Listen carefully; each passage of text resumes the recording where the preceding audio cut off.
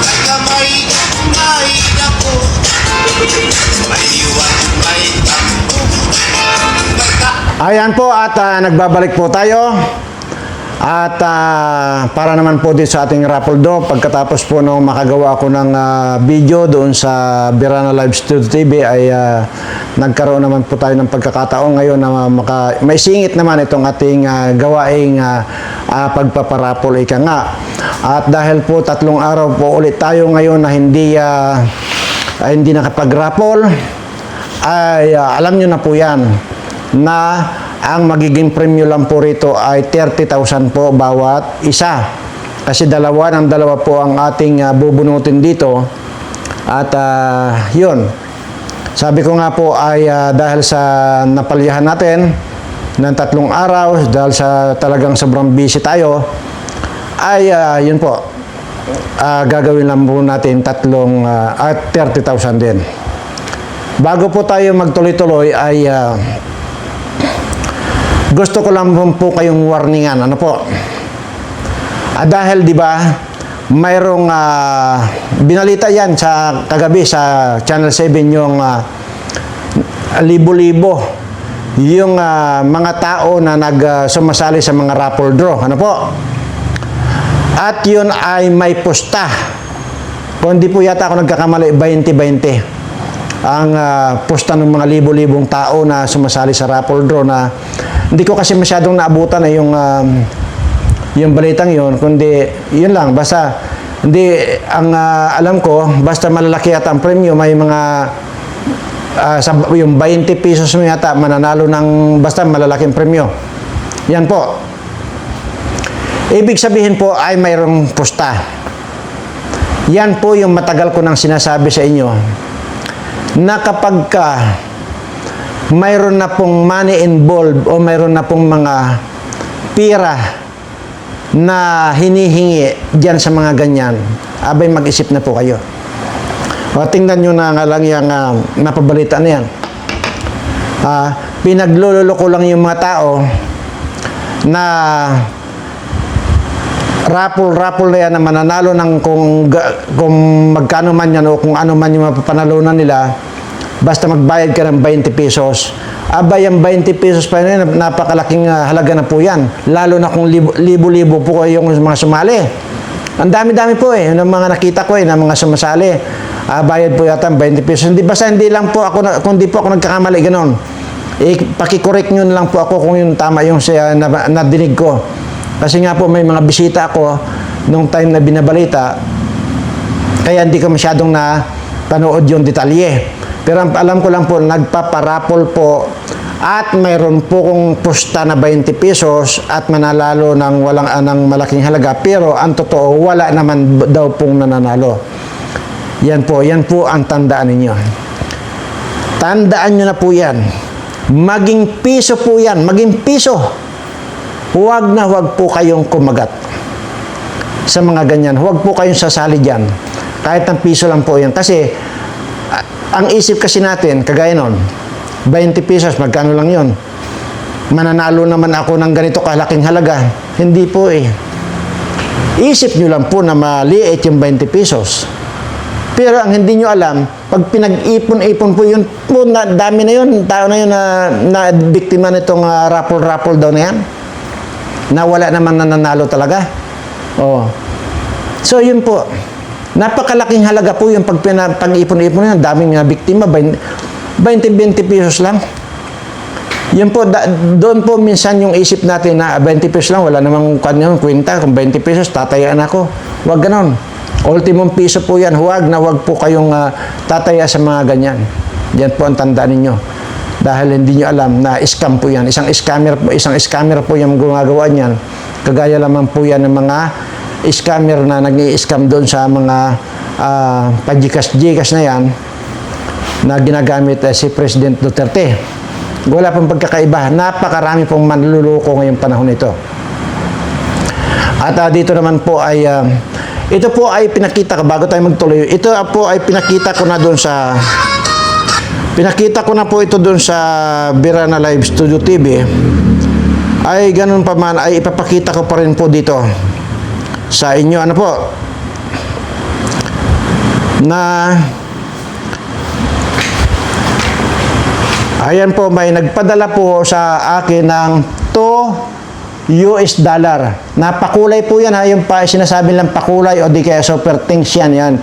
Basa nyo po yan ha. $2 Ano po, pinapakita ko lang po yan.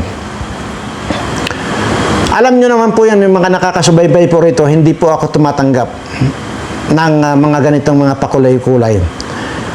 Ang nagpadala po dyan ay ito si Los William. Yan po ang nagpadala sa akin ng $2 na pakulay. Yan po. Ganun pa man ay doon po sa Verana Live Studio TV ay pinasalamatan ko na rin po yan. Din sa kanyang pagpapadala na ganyan. Pero sabi ko po sa kanya, pwede naman pong i-cancel yan, pakibawi na lang po at hindi po talaga ako tumatanggap kahit po ano pa man yan. Kahit anong halaga man po yan ay hindi po ako tumatanggap. Baka kasi isipin ninyo kaya hindi ko tinanggap ay maliit. Hindi po. Hindi po basta yan. Malaking pira na po yan, $2. Yung $2 times 56 ngayon ang dollars, di 112 din po yan. Napakalaking pira din po yan. Kaya sabi ko po, Ma'am Los William, maraming salamat po. Bagamat pinasalamatan na kita doon sa uploaded video ko kaninang alas 8, Verana Live Studio TV, ay dito pa rin po, pasasalamatan ko pa rin kayo. Pero madam, pakibawi lang po. At pakikuan lang po, cancel. At sana huwag kayong ma-open, pero matagal ko na pong in-announce yan dito. May mga nagpadala pa rin po sa akin yan. Nung araw pa, may mga nagpadala pa po yan sa akin. At sinasabi ko po talaga na huwag niyo pong gagawin na magpadala sa akin. Hindi ko na po talaga kailangan ng pera. Wala na po akong kailangan sa buhay ko. Paulit-ulit yun naman po naririnig sa akin na kahit 1,000 bisis pa ulit ako mabuhay sa mundong ito, hindi na po kayang ubusin, hindi ko na kayang gastusin lahat ng mga pira or kayamanang ipinagkaloob sa akin ng ating Panginoon. Ganun lamang po. Kaya please po, huwag niyo pong gagawin na magpapadala ulit sa akin. So doon po sa mga nag-aatim pa na magpadala, huwag na po.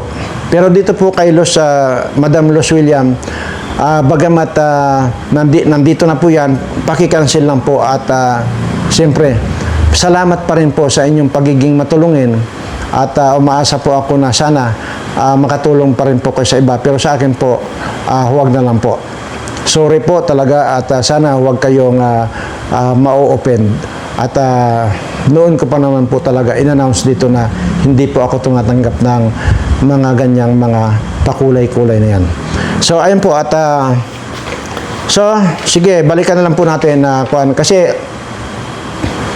marami po sa ating mga Pilipino yung naiingganyo sa mga ganyan eh.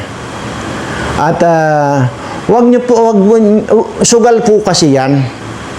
Once na humingi sila ng taya, ano pa man yan, sugal pa rin po yan. Tandaan po ninyo, yung mga maging yan sa mga ending yan, sugal pa rin po yan. At yung mga raffle na yan, na kung humihingi sila ng pira, sugal po yan. Kagaya nga po yan, sinabi ko na yun, napabalita na yan, na dyan sa Channel 7 na libo-libong tao ang nabiktima ng yung raffle na yan na pinagbabayad ng 20 pesos. Imagine niyo yan. 20 pesos, marami na po kayo mabibili nun. Pwede na po kayong bumili ng 2 barbecue nun. O, kung mga 2 barbecue, abay, isang ang kuwanan po nun. Hapunanin nyo na po yun. Wag po kayong magpapaniwala sa mga ganyan. Napakarami pong mga scammer ngayong panahon to. Tandaan nyo. At ewan ko. At hindi pa rin natututo tayo mga Pilipino. Imagine nyo, kadaming tao yung naloko na yan. Yung raffle na yan. Kaya po dito sa akin talaga, ang sinasabi ko lang po dito, ang puhunan nyo lang po rito ay yung pindot lang ng subscribe. Yun lang po ang puhunan nyo rito. At yun pong mga nananalo rito, nandito yung mga kontak nila. Pwede ko po kayong pasamahan sa sekretary kung sino-sino yung mga nanalo na at kung sino-sino na yung mga nabago ang buhay. Lalo pa yung noon pa. Yung nanalo ng 250,000, may nanalo ng 50,000, mayroong nanalo ng 4 yata ng 100,000. Nandiyan naman po yan. At nandiyan po yan. Pwede po kayong samahan ng sekretary ko kasi yung mga tauhan ko po ang nakikipag-ugnayan dyan at sila mismo personal nilang i-deliver yung panulunan nila. Ayun, ganon. Yan po. Pero doon sasali kayo sa mga raffle na ganyan na mayroong taya. Tandaan po ninyo, scam po yan. Tingnan nyo. Diba? Nangyari na. Anyway, wag na po tayong magtagal dahil okay. Ang dami na nito, oh. Oh, dami na.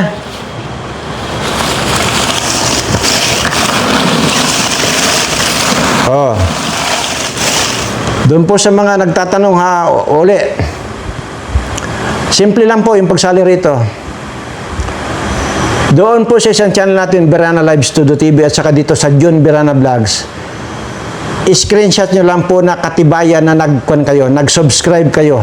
Pinindot nyo yung all, pinindot nyo yung notification bell, i-screenshot nyo to. Ipadala nyo sa Tariq Hassan Mirza na Messenger.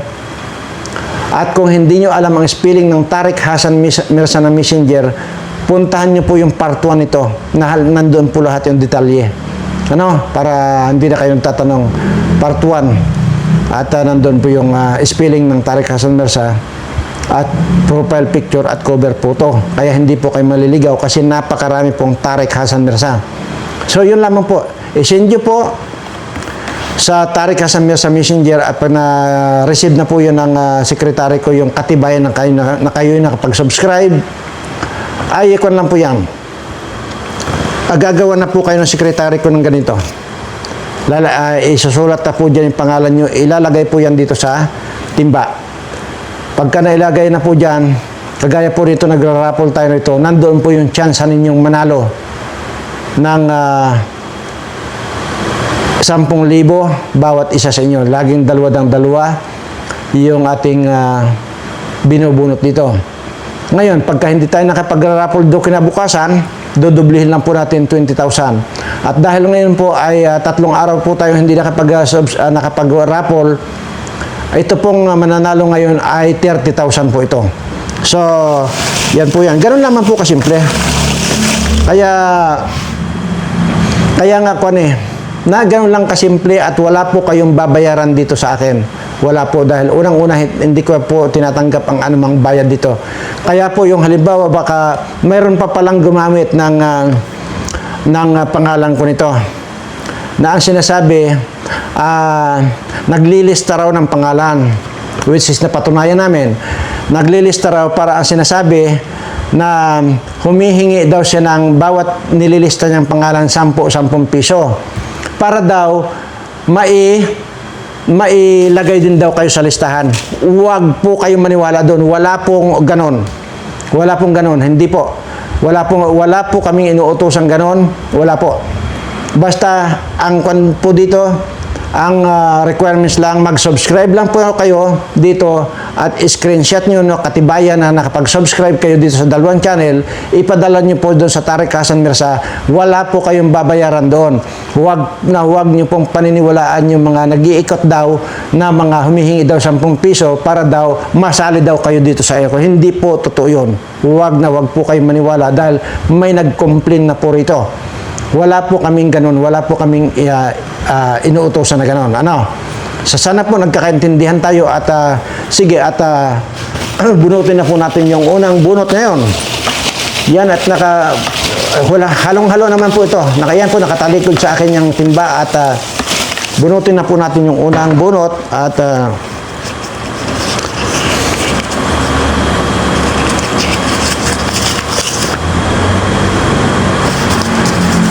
yan.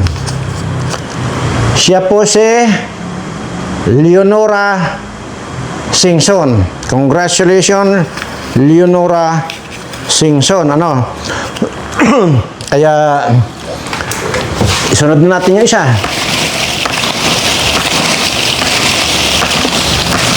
Ayan.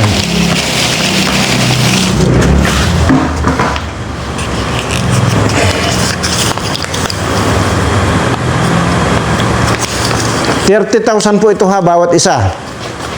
Si Beverly Gonzales po. Ito ang pangalawa. So, congratulations at paki-ready lang ngayon yung cellphone ninyo. At ngayon din, pagkatapos lang nito, ay tatawagan kayo ng sekretary ko para doon sa kung paano ipadala sa inyo itong inyong napanalunan. Ano? So maraming salamat po at sana ay nasa mabuti kayong kalagayan lagi at ligtas sa namang uri ng kapahamakan. Bagkus manawari, swerting walang katapusan ang darating sa inyo. Maraming salamat po at mahal na mahal ko po kayong lahat.